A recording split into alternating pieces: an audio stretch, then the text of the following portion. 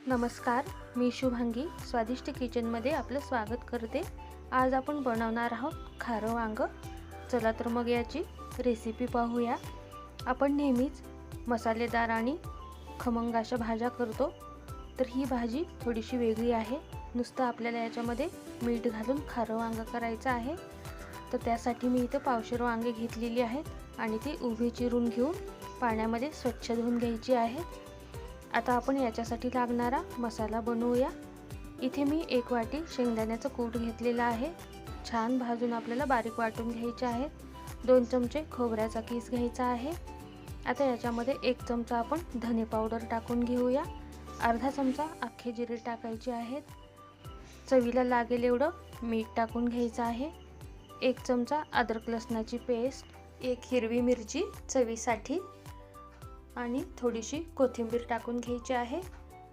आता हा मसाला आपण मिक्स करून घेऊया आणि याला मिक्सरच्या भांड्यामध्ये टाकून अर्धी वाटी पाणी टाकून याच्यामध्ये आपल्याला हे वाटून घ्यायचं आहे। तर आपला हा मसाला तयार आहे। इथे मी गॅसवर पॅन ठेवलेला आहे।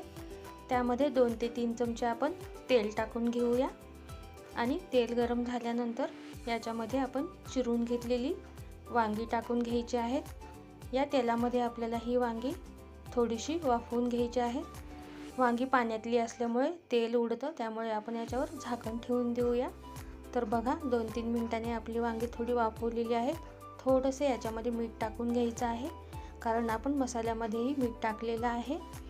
थोडीशी हळद आणि आपली ही वांगी वाफवून तयार आहेत। आता आपण जो मसाला वाटून घेतलेला आहे तो आपण याच्यामध्ये टाकून देऊया। आता ह्या मसाल्यामध्ये आपल्याला ही वांगी अगदी मऊ होईपर्यंत शिजवून घ्यायची आहेत। तर आता याला आपण एक 5 ते 6 मिनिट शिजवून घ्यायचं आहे। याच्यावर झाकण ठेवून देऊया। ताटामध्ये जर सगळ्या भाज्या मसालेदार आणि तिखट असतील तर ही एक भाजी करायला हरकत नाही। छान लागते ही भाजी आणि लहान मुलं सुद्धा तिखट नसल्यामुळे ही भाजी खाऊ शकतात।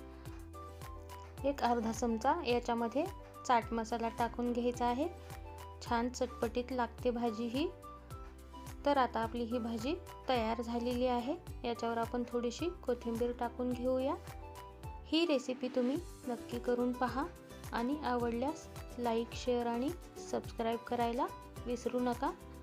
तर आता आपली ही भाजी तयार आहे। एका बाउलमध्ये आपण याला काढून घेऊया। ही भाजी मी घट्ट केलेली आहे। ताटात वाढता येईल अशी तुम्ही पातळही करू शकता। धन्यवाद।